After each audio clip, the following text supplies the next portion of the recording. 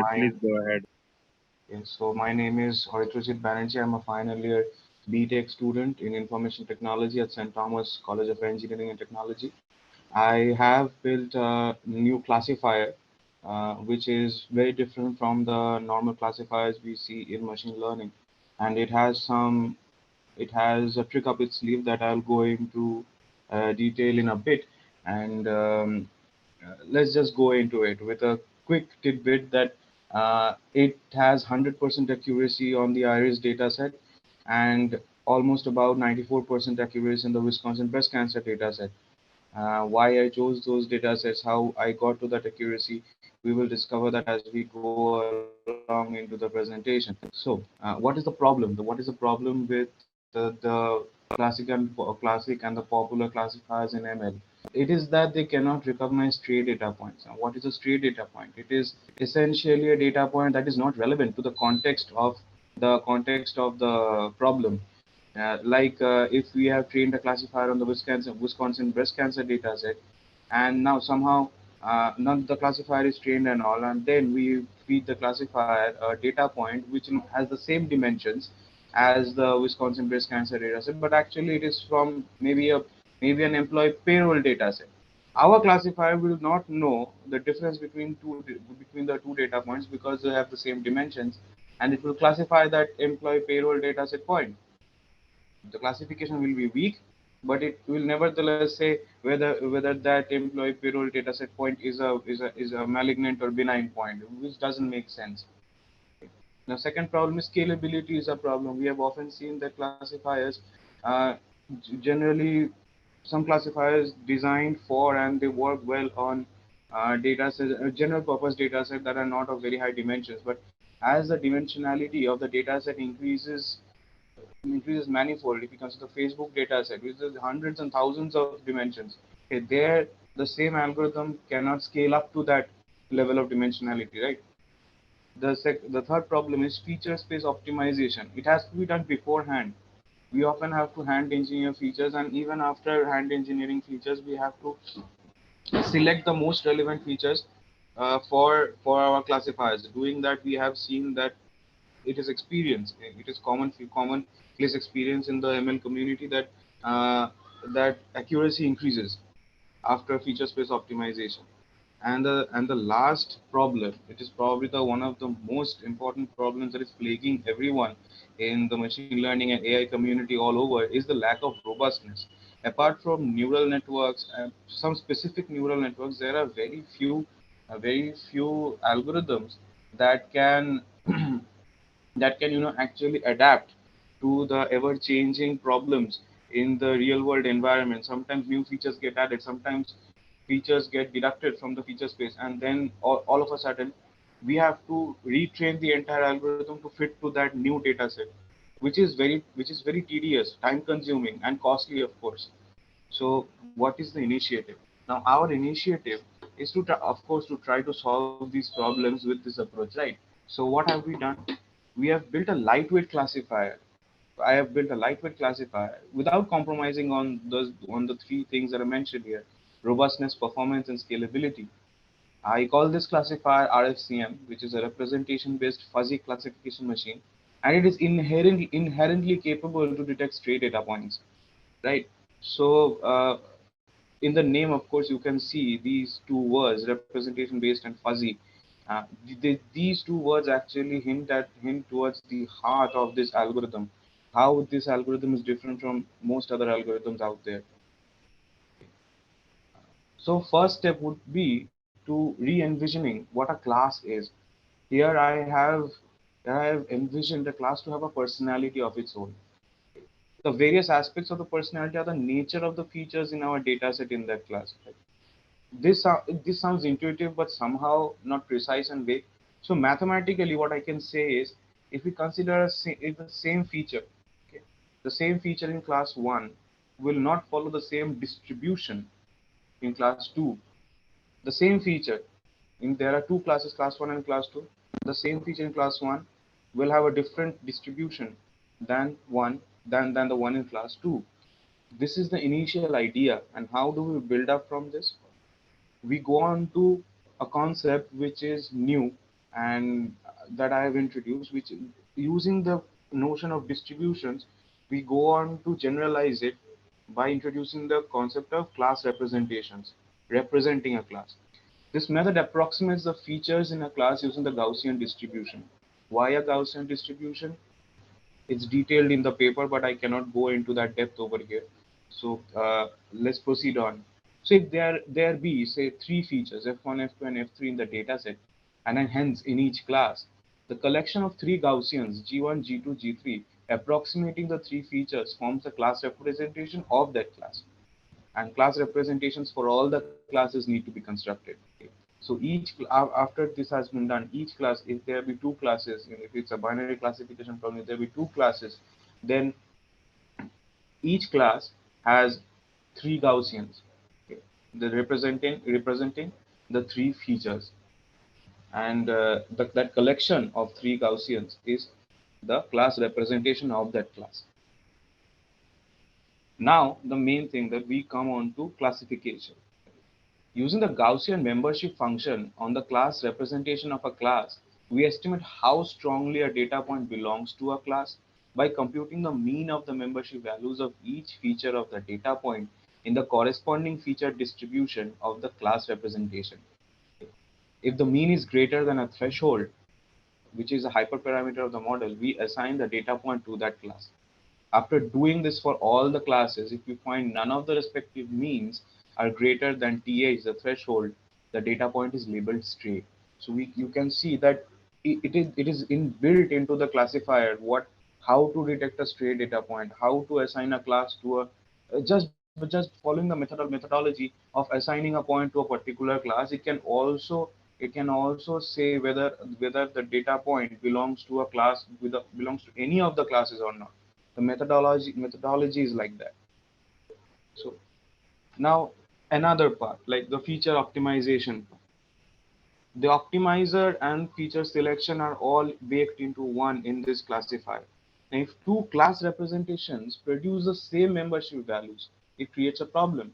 Our model then does not know which class the data point belongs to. If there are two classes and using the classification algorithm on the two classes, we get the same membership values.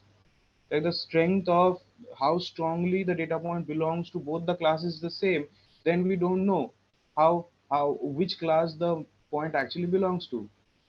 It also means that we have highly overlapping and redundant features in our data set. Therefore, an optimizer for feature space optimization of linearly or non-linearly dependent features has been baked into the classifier.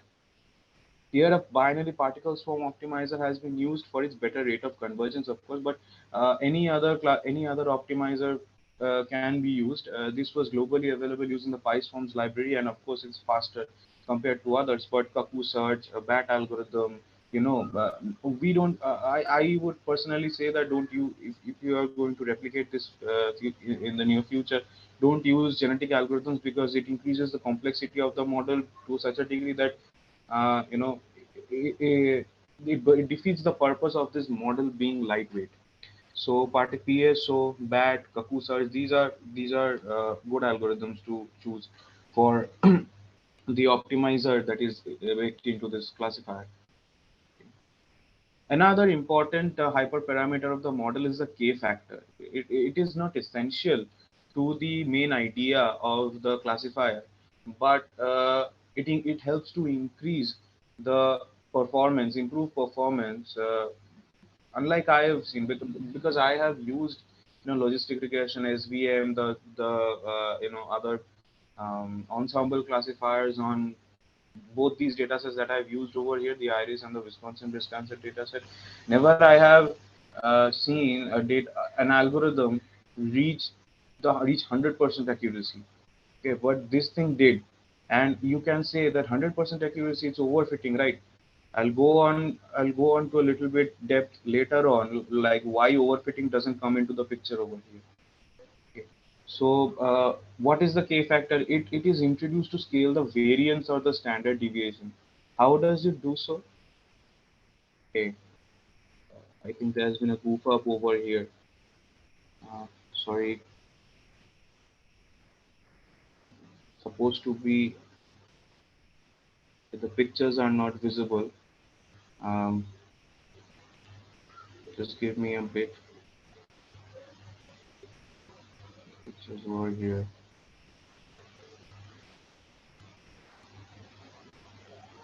So I'll just display the pictures one by one. Just give me a minute.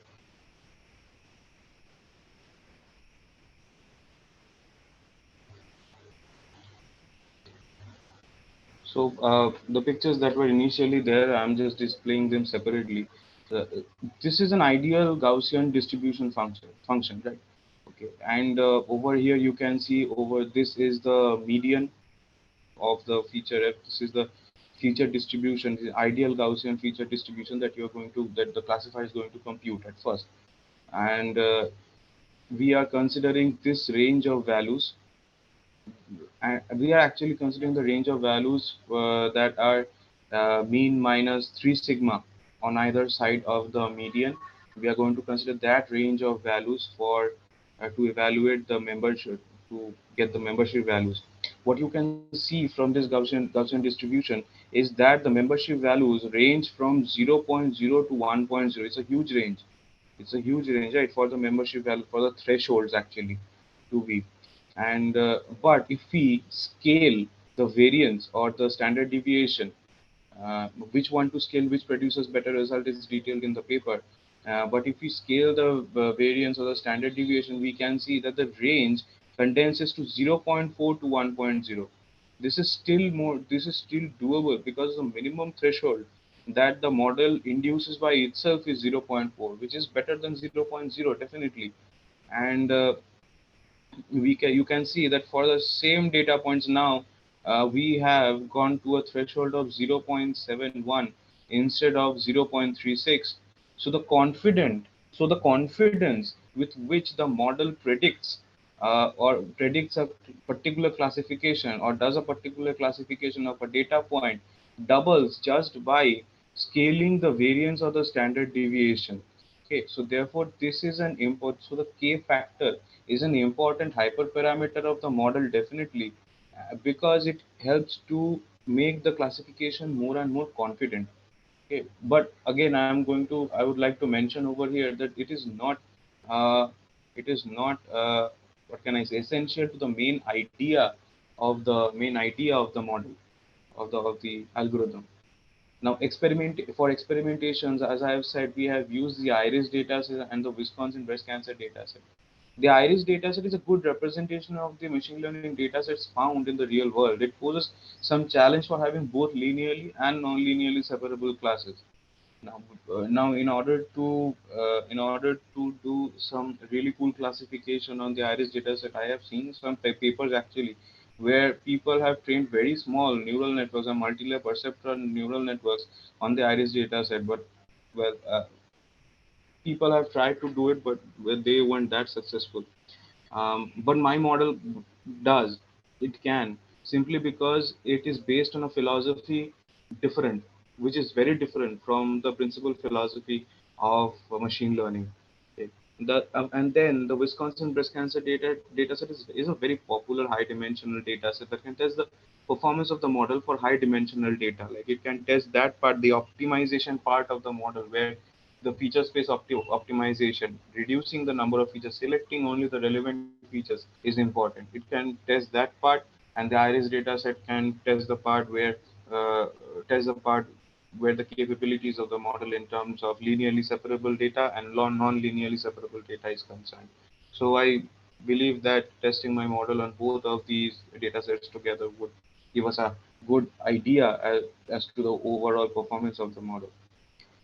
And the model achieved 100% accuracy on the feature space optimized iris dataset with threshold zero point 0.9. So it's a very confident classification. Okay, the minimum, so the membership values achieved were were minimum zero point 0.9. Okay. So it's a very confident classification, and it worked for all the K factors above 6. The maximum accuracy achieved on the feature space optimized Wisconsin breast cancer data set was 93.85% with K factor equal to 2.7272 and TH equal to 0.6656. Okay. I personally believe that it can be bettered over here. we can improve this performance. 93.85%, it's still decisive.